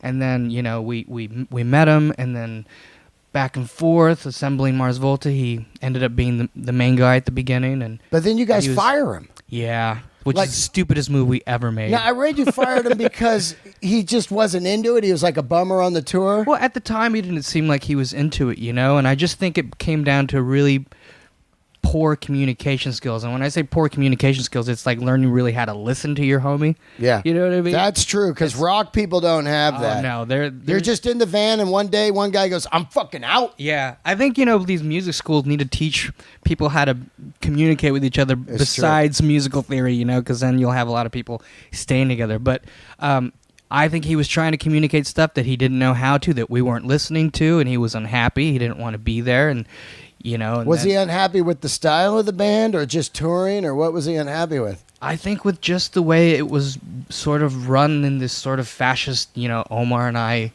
are the band. We're in all the photos. It always felt like that. Yeah, and it was really unfortunate now that I can look back in hindsight, and that is just one of the worst decisions, like I said, we've ever made. It changed the whole makeup of the band. I think we've had interesting drummers since then, but it's never been It's never been the same. And his input, I mean, he's got a strong aesthetic, and he's got strong aesthetic for songwriting, and we didn't utilize that. Wow. It was more like, this is what it is. You have to play it like this. You know what I mean? And then the flip side of that, which were these awesome moments, where the more Omar would push him to do stuff that he didn't think he could do, he got these amazing performances from him. Wow. You know, and so that was some of the cool things, but you did that at the risk of fucking burning this guy out, and I think we burned him out, and we didn't really listen to him, and we just got really super impatient, and, you know, prematurely kicked him out, and, you know, acted like a bunch of immature assholes in the interviews about it afterwards. And I still to this day see him, and I still to this day grovel and apologize. Oh, man. I'm just like, oh, it was the worst. He's in Queens of the Stone Age and now. I'm so happy for him. I know, right? Just you see him awesome. there, he's just murdering. Yes. You know? And I'm stoked because I don't think people were like, I think it was like, what happened to John Theodore? Yeah. He was playing with Zach from Rage, but that was just Day of the Lion. Yeah. That shit was great. Yeah, it was just every once in a while, though. Right, And I'm like, that was a you bummer. need to be people, you need to be, you know, because anybody I ever talk to, it's like John Theodore. Yeah. And, you know, people love him. You know, fucking, he's the Black Paul Newman of fucking John Bonham of drums. Yeah, the guy kills like Bill Burr's a huge Bill Burr, you know him, he's a comedian. He and I I got in Bill's car, and he's like, you like the new Queens of the Stone Age? I go, oh, fucking record of the year. Yeah. Nothing's going to touch that. Yeah. And they made the last couple records I didn't really care about. I was like, it's okay. It was a little bloated, a little not focused. Yeah. This thing is focused and fantastic, and now they've got this amazing drummer back there. And I think that when you have a band these days, like you're talking about, it's just the two of you, you really have to give glory to these guys because they're not getting rich and they bring so much to the table on the live show. Because as I'm watching Mars Volta, I'm like, who the fuck's that guy on keys? Yeah. Who's that guy over there? You know what I mean? And you want to know because it's bringing this full flavor to the stage. Totally. Yeah. I mean, you can even apply that with Ike that played with that. It's like, who's that guy that's playing with Jack White now? Oh, yeah. He was with Mars Volta. Yep. You know what I mean? And that's like, you guys are turning into like the fucking farming camp for the dope dudes. Yeah, and I'm glad they all have gotten to do even cooler stuff afterwards, you know? Oh, that's not cooler than Mars Volta. Hey, Well, you know. You could say that, but most people are like, yeah, he's doing something cool also. But Mars Volta, like right now it's done. It's going to be one of those bands that people just talk about forever. Right. You know? I don't realize how much there's young people that were coming to the shows at the end being like, why don't you play stuff from the first record? And I just realized, like, oh my God, you've never seen us. This is your first time seeing us. And even back then, we were in this really, we wouldn't play our first album. We'd go out there and play 2 songs. Is that right? And then what would you play? We would play Cicatriz and stretch it out for an hour. Right. Oh, yeah. Because when I saw you, it was 45 minutes. We would do that a lot. And then Rick Rubin did that first record. Yeah. What was that like working with Rick? He's amazing. And another person at the same time, when you're in there and, you know, you're just making shitty decisions and you're really impatient, you don't get to step outside and have the perspective of how much they actually, you know, added to that project. And Rick added so much. And in interviews, it'd be like just really full of myself being like, he wasn't into like stretching it and making it really more psychedelic. And it's like, well, that's not Rick. Rick is an amazing song arranger and knows and has the common man's ear. That's what I read. You said that. Yeah. And he's amazing like that. Well, I think the beauty of that is if you take Mars Volta and him, you get a half and half. So you're going to get this Mars Volta, and then he'll go, and right here, play this twice so we can get the other kids in the neighborhood that aren't as hip as the Silver Lake mustache bicycle riding or guys. Which was hard to swallow, don't do all that crazy shit. Make it a song, which at the time we were like, what? Yeah, make it no a song. way, because we had played the Troubadour in one of our introductory tours as Mars Volta, and Courtney Love comes to the show and she corners us and she says, you have a generational obligation to verse, chorus, verse. Oh, so God. I'm like, you know what? I used to listen to you as a kid, and fuck you. Yeah, that's the worst. Serious fuck you. It is a serious. For someone to say that to like people that are doing right there, it just proves that she's just not into art. She's into fucking money. Right. You know what I mean? Right.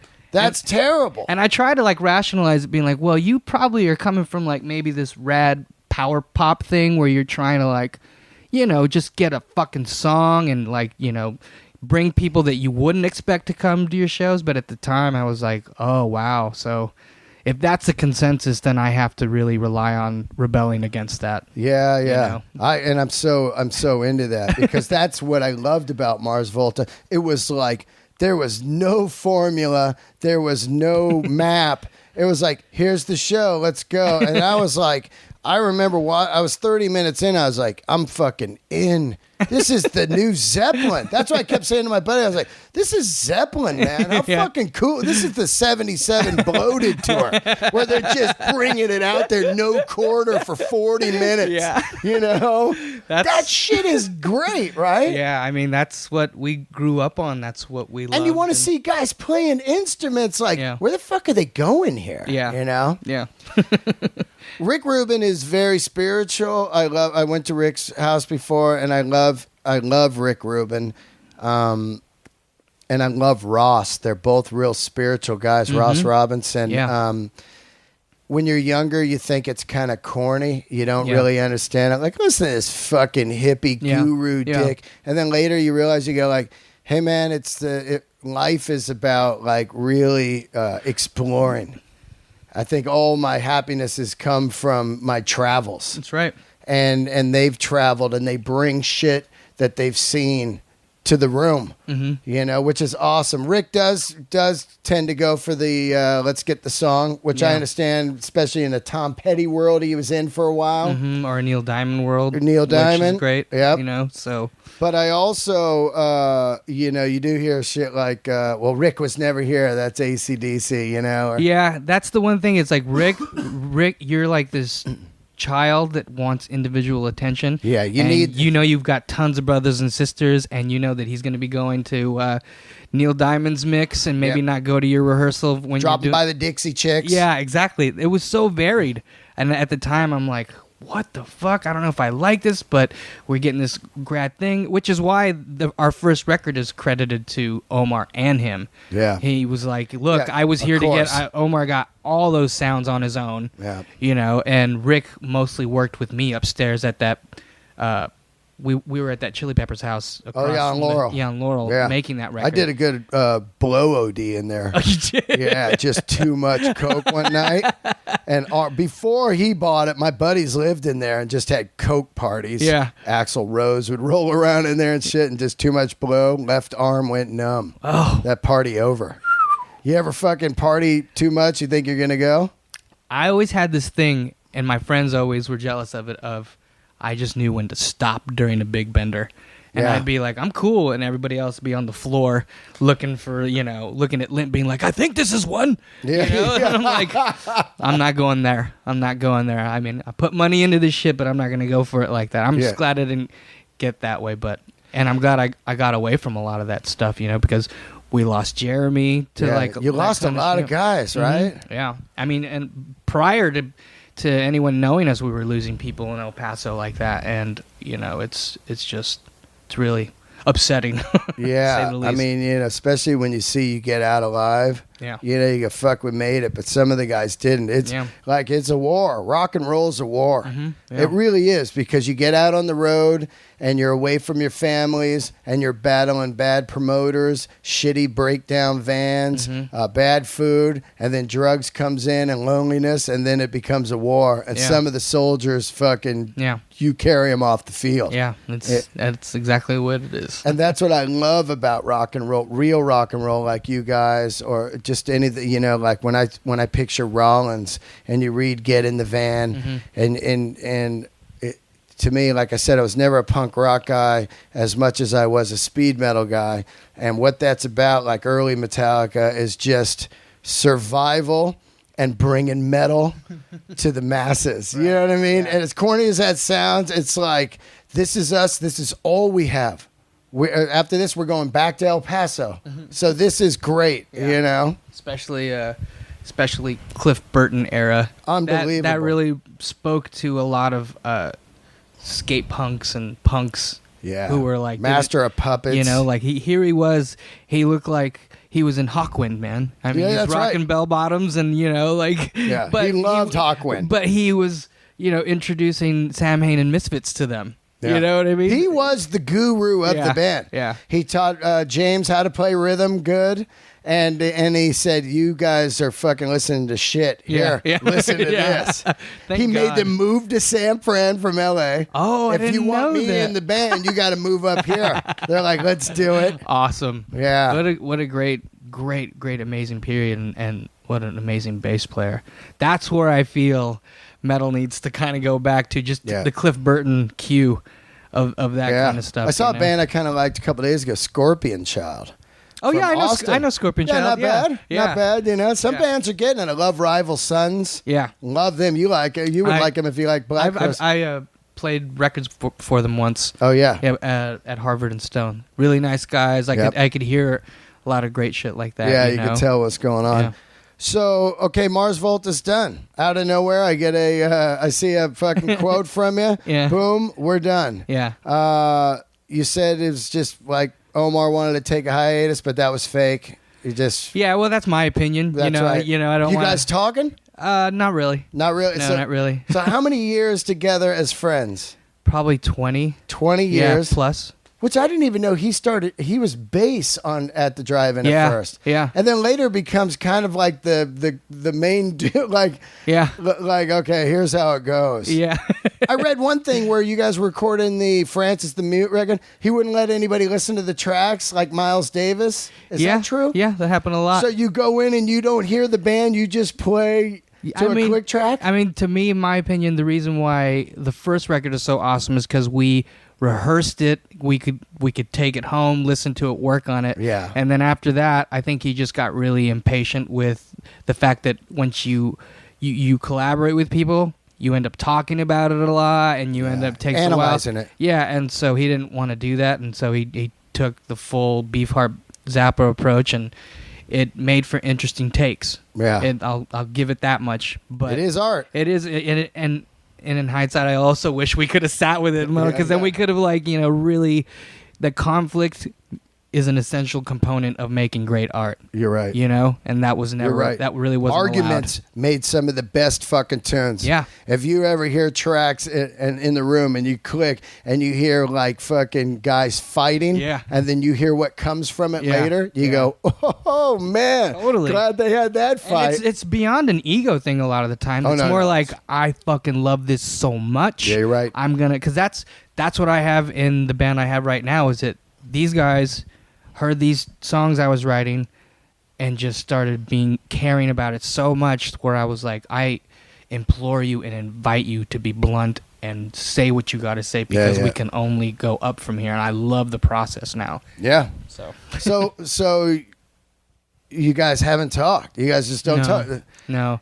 You guys will again. I'm sure. Yeah. I'm sure we will. There's just a lot of darkness happening with him, and he needs to kind of handle it, And I just wasn't going to be patient and sort of like have this whole campaign and record we were supposed to do, and then him make another band with somebody else. It's like if you're a kid and you have You see your dad start a sort of secret family on the side. Yeah. You know what I mean? Yeah, yeah. And you're like, what the fuck, Dad? What's wrong with us? You know what I mean? Yeah. Like, I know we got problems, Dad, but we can work on it. Yeah. That's really the way it is. And so I can't really and I was already planning to do my own thing, and we were going to do that, but it just came off in a way that a lot of us weren't happy with. What was going on? Like, you guys were just fighting, or like you were burnt on the Mars Volta, or what was happening? I think we've probably both been burnt on the Mars Volta for it's a hard long band time. to do. Like, people don't understand. You're going out and playing a gig for 3 hours. Yeah. Mm-hmm. That starts to ride on you. Mm-hmm. And then you start to look back at that, how about a 2-minute song? Yeah. Things like that. Totally. It's also a lot like at the drive-in, where you're a psychedelic band now. You don't go from somewhere different from psychedelic. Yeah. The Dead did it with Hell in the Bucket. All of a sudden they had some pop hits or whatever. But no one at the shows ever wanted to hear those. Yeah. They go to the shows, they go, they played Touch of Grey. Yeah. Boo. Yeah. So you were once again trapped again, Mm-hmm. Yeah. And trapped by just like behavior on both our parts. I'm like, I wasn't the easiest person to deal with at all. Yeah. And neither was he. And I think it just kind of, the patience of it just kind of wore to the ground on 20 years everybody. is a long time. Yeah. You're lucky when you're in a van, you're lucky that you got that. Yeah. That's magic, because when you're in a van for the first 10 years, or let's say whatever, you're going to have some fucking blowouts that are sometimes not repairable. Yeah. Very much so. And there's just a lot of, he lost his mom during that whole thing. So it's like, he just needs to take some time off. You know what I mean? Yeah. It's like when we talk about the last show there, and Zeppelin. Plant's kid dies and they don't tour anymore. Like, it's understandable. Yeah, you got to shut it down. But if we're not going to tour, let's not tour and do another band. Yeah, you know what I mean? Like, I'm sorry, I'm a little territorial like that. I am. I'm just like, what the fuck? Hetfield style. It's exactly. It's our gang. It's us against the world. And I don't want to try to be a fascist like that. So it just seemed like, well, we had a good run. Yeah. if you're gonna go do something else, I get it. We should just go do something else. I just took to Twitter and announced it because it had been that way for 4 years, and it was not going to be an announcement. And I am in a place now where I don't do any kind of drugs, and being in that space has made me realize how fucking valuable a fan base is. Oh God, yeah. And if you just don't communicate with them and you think they're going to sit around there and wait, like they're the ones who essentially pay for my electricity to be on. Oh yeah. I gotta at least be honest with them. Yeah, because they want to know. They're like, what's going on, you know? And it's so hard to get a fan base. Yeah. People don't understand how hard it is to get one. There's hundreds of bands every day playing. Somehow one rises out that the people grip onto. Same with comedy or a movie. Yeah. And when that happens, you feel blessed. You go, oh my God, these people like me. Like people listen to this show and they email me and I go, oh, thank God, man. This is so cool. Because it's people that are into good shit. Right. And people that are into Mars Volta aren't going to be into bullshit of like, you're fucking lying to us. Yeah. You know?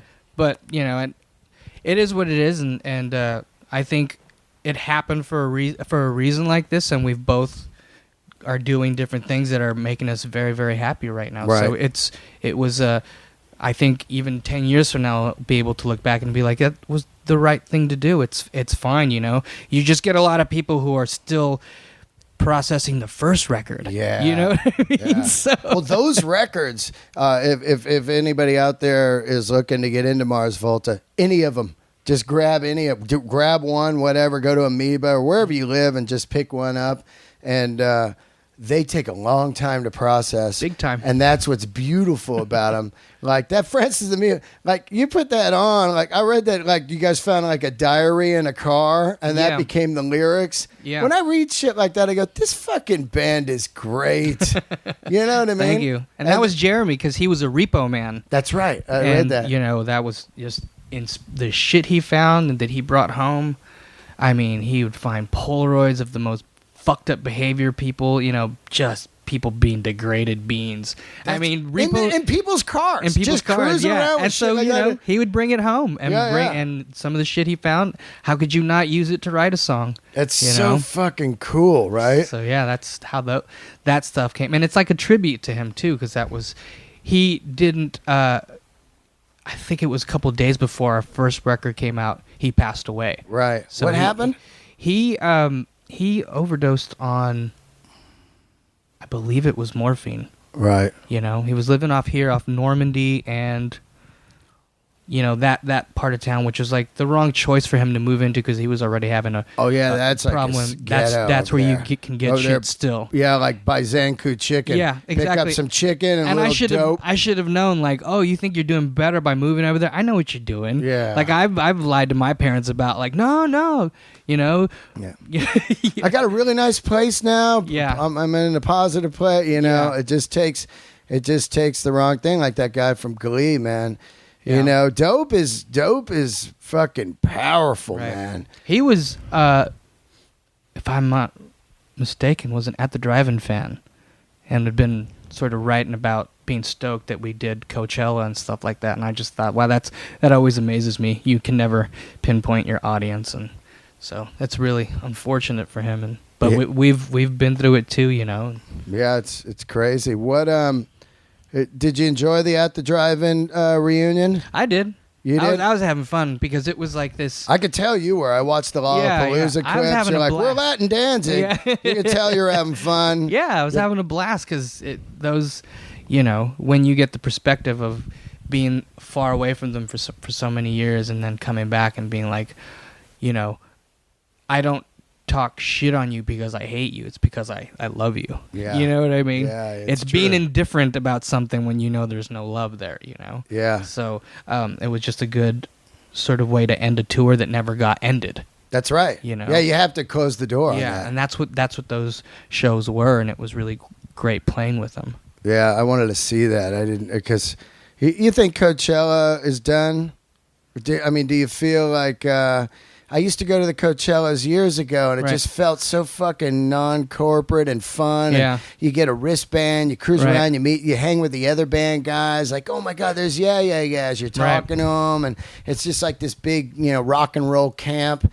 And now it just feels like can't go in there, you can't go over here, you can't do this, you can't do that, and it's just really lost that feel to me. Right. I still like the approach of different music, but I think as an organization they really outdo themselves from my perspective. I love Golden Voice and Paul and Bill Fold. I love all of that. Yeah. But I'm saying it's so tough to keep it like this kind of organic old school Woodstock or whatever where everybody it's gets huge now. It's huge. For them it's like a great problem to have. Yeah, you're right. You know what I mean? I'm not dissing it at all, and I respect everything they built, but I just don't go anymore because I don't like the policing of the feel of it. Like, you can't go over there. Right. You can't go over here. Right. And now it just feels like a real festival. Right. You know what I mean?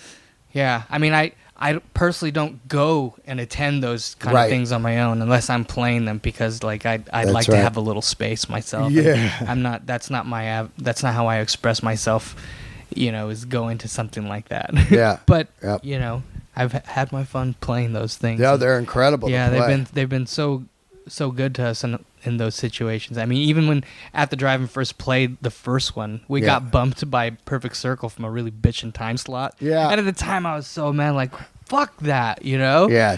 And then those guys were punk. Yeah, and then we open up at 12 in the afternoon, and then years later, Perfect Circle asked Mars Volta to open up. It's so funny how it all works out. Yeah, but yeah, I love Coachella. I don't want to get emails now like, hey man. Yeah, but you got to understand what it was like 5 years ago. Yeah, when you're just standing next to fucking, like say, Robert Smith or something, whatever. You're just standing there like, oh my God. And then you just fire up a conversation. I think like this year, what was it? You could see Gerard Butler fucking someone in one of the porta potties. That's the thing. Yeah. That's what I'm talking about. It's just like Paris Hilton's out there and fucking Lindsay Lohan. And that's getting all the press. And it's just like, gross. Yeah. They weren't necessarily there at the first ones. Now it's become like, when I see this really posh thing roll up with the driver and I see all these kind of like people that you see in those shit rags. Yep. I'm like, oh, you don't even listen.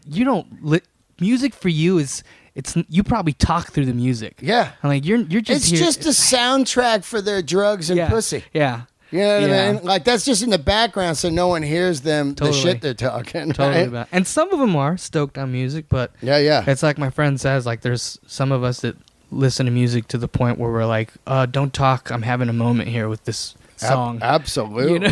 And some of the people there aren't like that. I want to go, I'm just looking at my phone here just for some questions. I know you got to go, so I'm going to get you out of here. I don't want to miss anything because this has been a great, man. Thanks so much for coming down, dude. I could talk to you all day. Let me just check some here. Let's talk a little bit about your band before you split the new band. There's a song on here that I loved.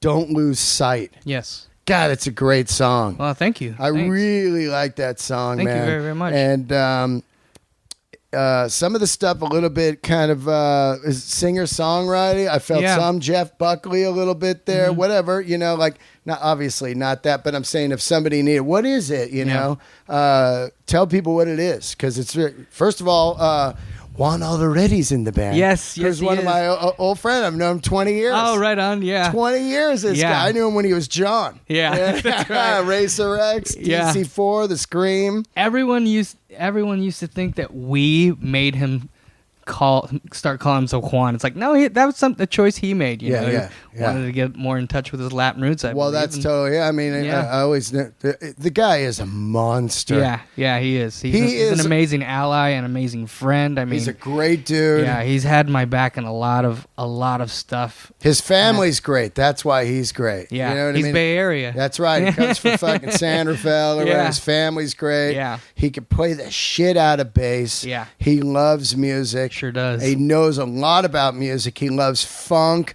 old 70s, stuff. I love the guy. And I can name anything super old school, and he's like, "Yep, I was there. Yep. I was there back then when concerts, had the little booklets they gave it to you with the pictures and shit." And I'm like, they don't even do that anymore. He's like me. Like when I talk, we out battle each other. Like, no, I saw DC. Yeah, Highway to Hell tour. Yeah, but I saw him both times on that tour. Yeah, you know what I mean. You're going, fucker. Yeah, he's got an amazing encyclopedia and palette for that shit, and he's an amazing bass player. And I think people maybe just know him as shredding stuff, but he's he did time with can't remember the DJ's name from, he did Handsome Boy Modeling School. What's his name?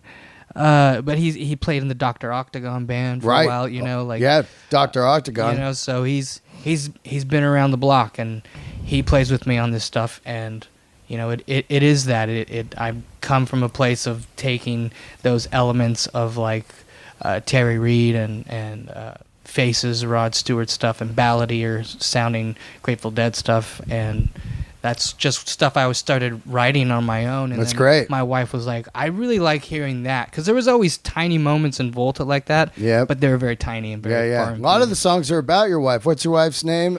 Chrissy. And she's an actress. Yes. Is she an actress? She's a model. I saw pictures of her. Wow. Yeah. You win. You win, dude. I was like, whoa. Well, now you can understand why she inspires so much in me. Yeah, that shit is great. So, and you guys just had twins. Yes. That is incredible. Yeah. That's an arm handful, right? Twins. Yeah. It was boys, girls. What do you got? Two boys. Two boys. Yeah. And like I said, I used to live really close to you. I can't believe you live like 2 blocks from me. I never saw you. Yeah. In 2010. Every day, driving up and down. And I'm out front every day, just like looking, washing my motorcycles. That would have been funny if I saw you go by one day. I'd just be like, nah. You know how that is, like, nah. Yeah, I mean, funny thing is, we have twins, and I've talked about this live a lot of times, but when I lived right up here, we had a really crazy pregnancy scare where she had an ectopic and didn't know about it, and that's where like the sperm implants on the tube and get stuck, Yeah, I know what that is. And my sperm, being the tiger sperm that it is, made it all the way to the ovary only, and she started bleeding out, and we didn't know what was happening. And so we spent the whole night, and she just thinks, like, I'm having gas pains. We go to Kaiser. Those guys don't know what's going on. The next day, we go to her real doctor, and they're like, fuck, this isn't you. Good thing you came right now. You almost died. Wow. So she has surgery, and then, next year is just rough. That's a woman is going to really fixate on the fact that one of your tubes is gone, and it's rough. You want to, there's the chemical part of you that says, I want to procreate and add to this world. So that's what you're supposed to be doing in your mind. I wrote this song for her, and it developed over the next years, and I called it Unearthly Child, and in it I didn't even realize I was saying, turn the light off so we can see our twin constellation. She calls me from the doctor's office a couple years later, and she's like, the fucking song worked. No and I'm like, way. What do you mean? She's like, we're having twins. Natural or in vitro? Natural.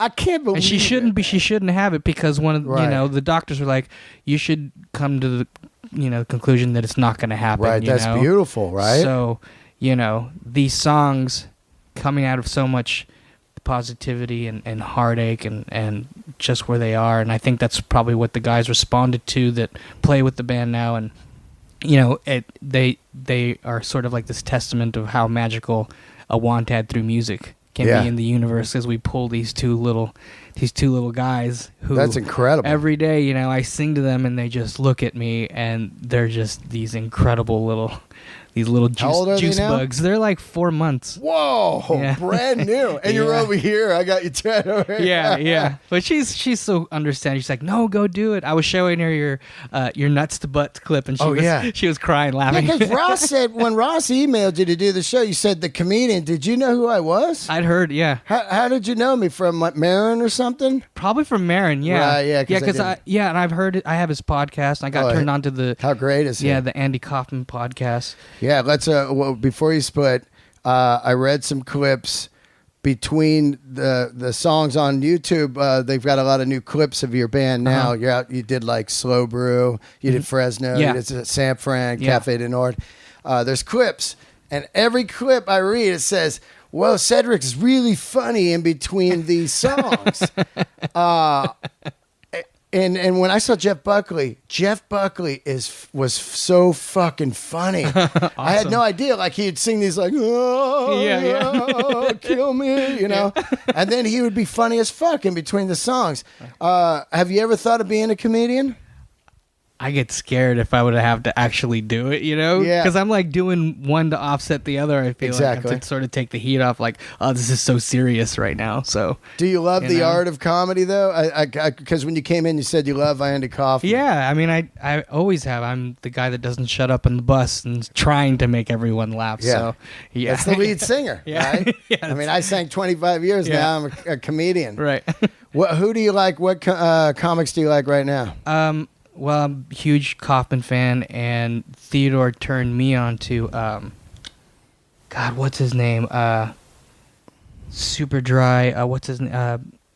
He just passed away recently. Oh, you mean fucking... Dark Glasses. Right there, Mitch Hedberg. Yes. Yeah. Yes. I got to see this records up there, yeah. How great is he? Yeah, that we would listen to that on early Volta sort of van tours, and I just loved how dry it was, you know. And I'm a big fan of British comedy, too. So I grew up, which is why I think I can understand a lot of slang when I go over to the UK. Right. But I watched a lot of Monty Python. You're into that? Yeah, and I watched... Did you like the young ones? I grew up with the young ones. Neil? How great was Neil? I mean, not only do you get a musical education watching the young ones, but you were just like, this is so off the wall. It's amazing. Incredible, right? Yeah. You ever see that one where Neo he's on the train and says, don't stick your head outside the window? And he's like, why? His head gets cut off by the tunnel. And then his head's on the tracks. He's all, over here, you stupid. Yeah.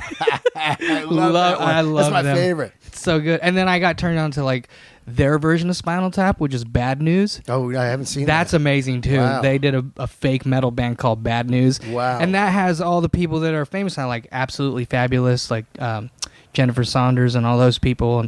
And so I have a big thing with like English comedians and people from League of Gentlemen, and which is a great fucked up sort of Twin Peaks comedy. Oh, that's cool. Yeah, it's fucking weird and amazing and beautiful. Wow. I'm sure most English kids, it's a staple, but it's out there. Well, you got to come to one of my shows. I'd love to. Know? I'd love to. When I started doing comedy, one of the bondings was because it was really fucking brutal and some... It was just lonely. You're there, like, who do I talk to? There's all these pro comics. No one's talking to anybody. You don't know. I'm brand new. I started like 3.5 years ago. But one of the guys I bonded with was this guy, Mac Lindsay, and another guy, Nick Youssef. Nick Youssef was on my show a couple of weeks ago. Huge Mars Volta fans, both these guys. Oh, okay, cool. And that's how we bonded. One guy was wearing the shirt. I said, I love that. And then, boom, okay. It's like punk rock. Oh, here's my friends. Right. You know what I mean? We talk music. Awesome. I hit him today because I wanted him to ask you one question before you went, just because Mac Lindsay loves your band. Oh, right on. He says right here, love your music and what you create. His question is, do you feel that decadence is part of the natural progression of fame? And if so, do you feel that way? And have you ever been able to avoid it? Yeah, it's just right there. How do you avoid it? It's hard to avoid it. You know what I mean? But for the most part, at least for me, I'm still that kid who didn't have access to West or East Coast. Guy from Southwest, from El Paso. I wasn't born there, but it gave me this, at least I like to think, sort of humble, appreciation of what I do. So if I walk down the street and someone says something to me, I'll be like, hey, thanks for even fucking listening, And I do that too. And, and I did have my time with drugs and I made it out. So, you know what I mean? I think the most thing I ever like to splurge on is a tour bus, and I think it's a necessity. Yeah, you're right. You're right, man. Well, thanks for coming by. What a great conversation, man. Thank you, man. Thanks a lot. I mean, you're once again. I just like having people on that are into good shit and doing great things, man. You're doing great things. You're an artist, man. Thank you. You're a great singer, and you've brought some great shit to the table. Thanks for coming by. Thanks for having me. And where can we find you, real quick? You can find me Twitter? on Twitter. What is my Twitter handle? I think it's at Cedric Bixler_ because someone took my real name already, and they already took my Latin Danzig idea. Thank you very much, guys.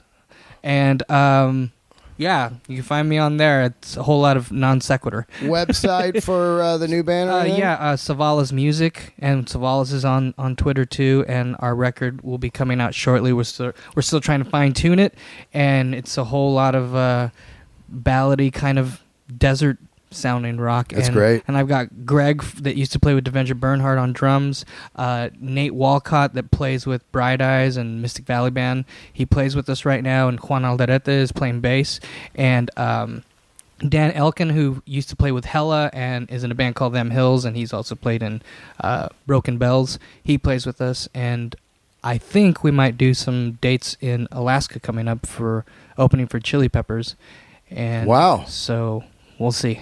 Yeah. Well, thanks for coming by, man. Super cool. Thank you. And I hope to have you again. Sometime we'll just talk movies. Yeah, let's do that. I mean? Let's totally do that. You and I just movies on the couch. Yes. All right, there you go, guys.